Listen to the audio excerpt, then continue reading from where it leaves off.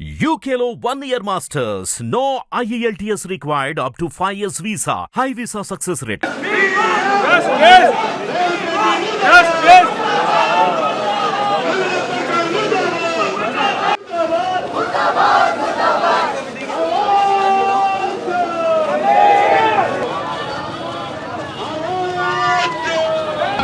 వీళ్ళందరూ కూడా మీకు చెప్పినట్టు మధ్యతరగతి సభ్యులు వీళ్ళ ఇల్లు రాకుంటే కూడా తెలియదు.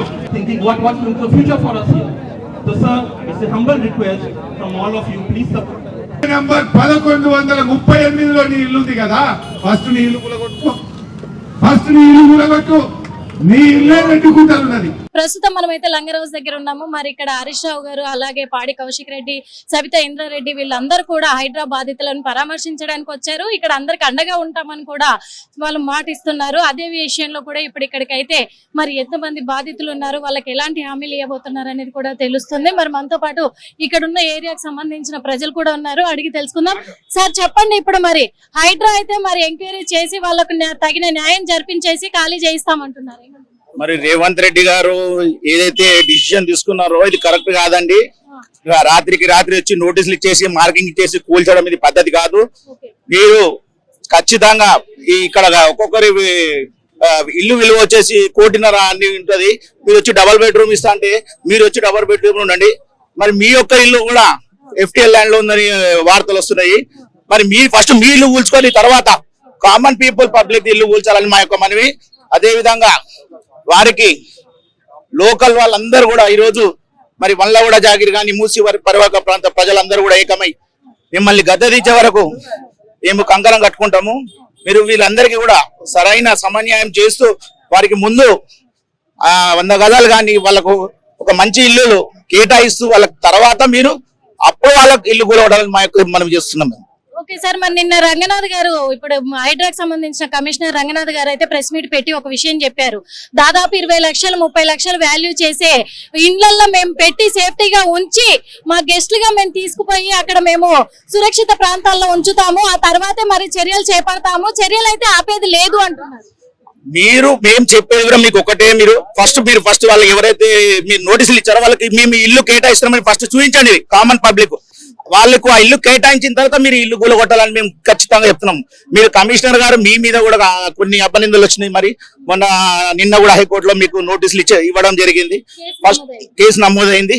ఫస్ట్ మీ ప్రాబ్లమ్ మీరు సాల్వ్ చేసుకోండి. కామన్ పీపుల్ దగ్గరకు వస్తే మాత్రం మీకు ఎలాంటి పరిస్థితుల్లో ఈ సీఎం మరో 2-3 ఏళ్ళలో దిగడం ఖాయమని మేము ఖచ్చితంగా చెప్తున్నాం. అంటే చెప్తున్నాం సార్, ఎందుకంటే మరి ఇక్కడ మీరు ఎన్ని సంవత్సరాలుగా ఉంటున్నారు సార్? మరి ఇక్కడ మేము దగ్గర 15 సంవత్సరాల సంది ఇక్కడ ఉంటున్నాం మేము. మరి ఇప్పుడు ఇన్ని సంవత్సరాలుగా ఏ ప్రభుత్వం వచ్చినా లేని హైడ్రా, మరి ఇప్పుడు ఈ హైడ్రా అనేది ఒక చర్యలు చేపడతా ఉన్నారు. దానిపైన ఇది ఒక హైడ్రా అని మీరు అనుకుంటున్నారు. ఇది హైడ్రా కాదు, కేవలం ఒక బ్రిటిష్ వాళ్ళకు, లండన్ వాళ్ళకు మీరు కాంట్రాక్ట్ తీసుకొని ఇది హైడ్రా పేరుతో మీరు ఆడుతున్న నాటకం. ఇది కామన్ పబ్లిక్ తెలియదు. ఇది లండన్ వాళ్లకు మీరు మూసీ పర్వక ప్రాంతాన్ని అమ్ముకొని దీన్ని హైడ్రా పేరుతో మీరు కామన్ పబ్లిక్ చాలా ఇబ్బంది పెడుతున్నారు. ఇది మీరు అందరూ గుర్తించాలి, ప్రతి ఒక్క కామన్ మ్యాన్. మరి ఇక్కడ ఉన్న ఎమ్మెల్యేలు కానీ ప్రతి ఒక్కరు కూడా ఆలోచించాలి. మీకు ఓట్లేసి మేము గెలిపిస్తే ఈ రోజు మాకు ఈ గతి పట్టిస్తున్నారు. మీరు ప్రతి ఒక్కరు ఆలోచించాలి దీని గురించి. అమ్మా చెప్పండి, మీరు ఎన్ని సంవత్సరాలకి ఇక్కడ ఉంటున్నారు? మేము ఇప్పుడు 5 years నుంచి ఉంటున్నామండి ఇక్కడే. మొన్న 5 years బ్యాకే కొనుక్కున్నాం ఇల్లు కొనుక్కొని ఇక్కడ పెద్ద బాబు ఇక్కడే వాడు లోన్ తీసుకొని, లోన్ కూడా ఇంకా తీరలేదండి మాది. అసలు లోన్ కూడా తీరలేదు. ఇప్పుడు పిల్లలని తీసుకొని ఎక్కడ వాళ్ళు మాకు అన్ని అమ్ముకొని తెచ్చి ఇక్కడ వచ్చి కొనుక్కున్నాం. మళ్ళీ మేము అన్యాయంగా రాక్షస పాలన చేస్తే ఎట్లా మళ్ళీ మేము ఎట్లా బతకాలి? మా పిల్లలు ఎక్కడ పోవాలి? ఆ చదువులన్నీ ఇక్కడ ఉన్నాయి, వీళ్ళు అన్ని ఇక్కడ జాబులు ఉన్నాయని చెప్పేసి ఇక్కడ వచ్చాం మేము. ఊర్లలో ఆస్తులు భూములు అమ్ముకొని చేసి. అంటే మీకు సురక్షిత ప్రాంతంలోనే డబుల్ బెడ్రూమ్లు ఇచ్చి అక్కడ అవసరం లేదండి మాకు. అలా డబుల్ బెడ్రూమ్ అవసరమే లేదు. లేని వాళ్ళకి ఇవ్వండి, వాళ్ళు బతుకుతారు. డబుల్ బెడ్రూమ్ ఇల్లు లేని వాళ్ళకి ఇవ్వండి. ఇల్లు ఉన్న వాళ్ళని కూల్ చేసి మీరు రోడ్డు మీదకి చేస్తే ఎక్కడ పోతారు? అందరు జనాలు ఎక్కడ పోవాలి? ప్రాణాలు మేము అంత కష్టపడి కట్టుకున్నది ఎందుకు? అంటే మూసీ నదిని మొత్తం కూడా సుందరీకరణ చేయడానికి అవసరం లేదండి. మాకు సుందరీకరణ అవసరమే లేదు. మాకొద్దు, ఏదొద్దు. మా ఇల్లు మాకు కావాలంతే. రేవంత్ రెడ్డి కార్యక్రమం ఎంచుకున్నాడు.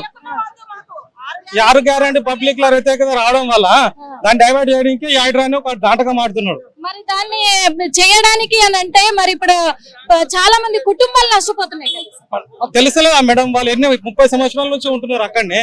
ఈరోజు సడన్ వచ్చి కాల్ చేయమంటే ఎక్కడ వెళ్తారు వాళ్ళు?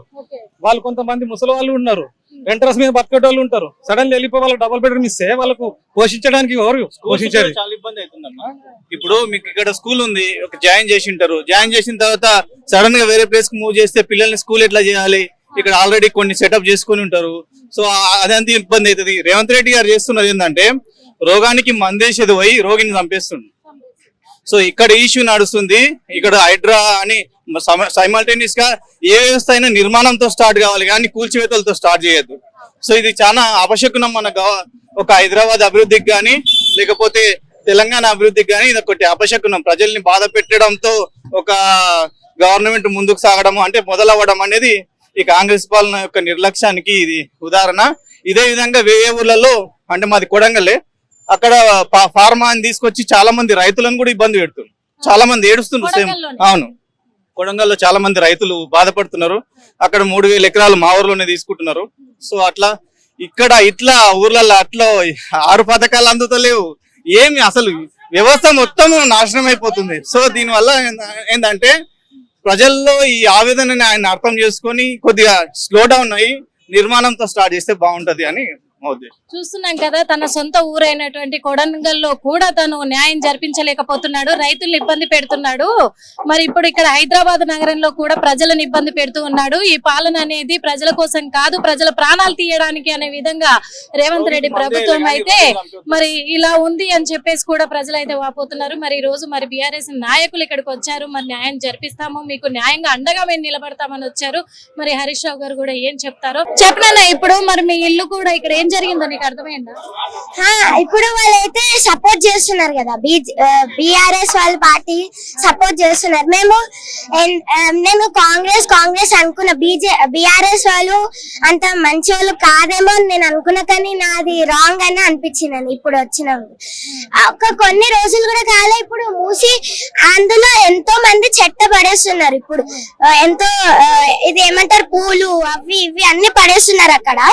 ఇప్పుడు వాళ్ళు ఏమంటారు డెవలప్ చేసినా కూడా మా ఫ్రెండ్షిప్, మా లైఫ్స్ అన్ని మేము ఎక్కడో ఉండాలి. మళ్ళీ నా స్కూల్, మా డాడీ ఆఫీసు అన్ని ఇప్పుడు అంత సెటిల్ ఉన్నాక మళ్ళీ మధ్యలోకి సెటిల్ వెళ్ళాలి. మళ్ళీ ఎంత డెవలప్ చేసినా అది వేస్ట్, దానికి పడేస్తూనే ఉంటారు. బీఆర్ఎస్ వాళ్ళు ఉన్నప్పుడు దానికి ఫెన్స్ వేసిరు, అయినా కూడా దానిపైన కెంచి వేస్తున్నారు. ఫస్ట్ అది చెత్త వేసి దానికి ఫైన్ పెడితే తర్వాత డెవలప్ చేయమన్నారు. ఇప్పుడు మీ ఇల్లు కూడా మరి హైదరాబాద్లోనే ఉంది కదా, అది కూల్ చేస్తారని నువ్వు బాధపడుతున్నావు. నువ్వు ఒక్కదానివా ఇంకా తమ్ముడు గానీ ఎవరైనా? లేదు, నేను ఒక్కదాన్ని. నానేం చేస్తాడు? Software employee. మేమంటుంది మా మమ్మీ కూడా చాలా ఫీల్ అవుతుంది.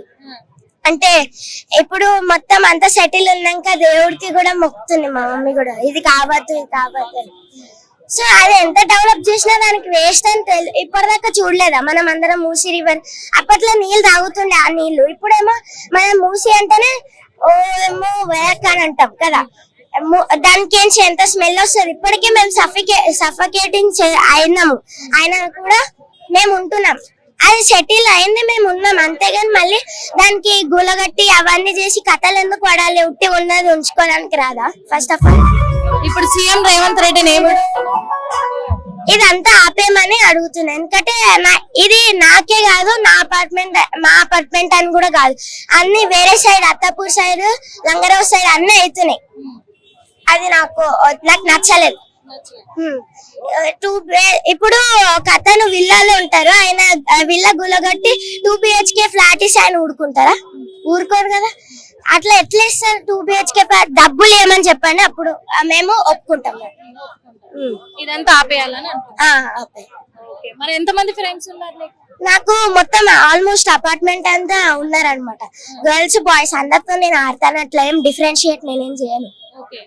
సో నాకు అది నచ్చలేదు. అది చెప్పినప్పుడు నేను షాక్ అయిపోయినా, అది అట్లా చేస్తారని. వాళ్ళందరూ దూరం అయిపోతారని.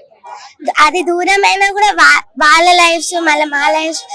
ఇప్పుడు మేమందరం మిడిల్ క్లాస్ కదా, ఆయన అట్లా చేస్తే బాగుంటది, ఆయన కర్మ మంచిగా వస్తుందా అని నాది డౌట్. అంతే. అందుకే రేవంత్ రెడ్డిని కోరుతున్నాం. Okay, thank you. చూస్తున్నారు కదా, మరి చిన్న పిల్ల అయ్యుండి కూడా 6th క్లాస్ పాప, మా అపార్ట్మెంట్ అంతా కూడా మా అపార్ట్మెంట్లన్నీ కూడా కూల్ చేస్తే నా ఫ్రెండ్స్ ఎక్కడ పోవాలి, నేను ఎక్కడ పోవాలి, మూసీ నది గురించి మాకు తెలుసు, కానీ ఆ మూసీ నదిని బాగు చేయాలి అని అంటే మాత్రం మా ఇండ్లు కూలగొట్టాల్సిన అవసరం లేదు. రేవంత్ రెడ్డి గారికి ఒకటే విన్నపం చేస్తున్నాను, మా ఈ ఇండ్లు కూలగొట్టడం అనేది ఆపేస్తే బాగుంటుంది, లేకపోతే రేవంత్ రెడ్డి సర్కార్ బాగుండదు అని ఒక చిన్న పిల్ల చెప్తున్న మాటలు కూడా వింటున్నాను. హిట్ టీవీ యాప్ ని డౌన్లోడ్ చేసుకోండి. ఇందులో short news, live news, entertainment movies అన్ని అవైలబుల్ గా ఉన్నాయి. Please download hit TV app. Hit TV app. Hit TV app ని ఫ్రీగా డౌన్లోడ్ చేసుకోండి.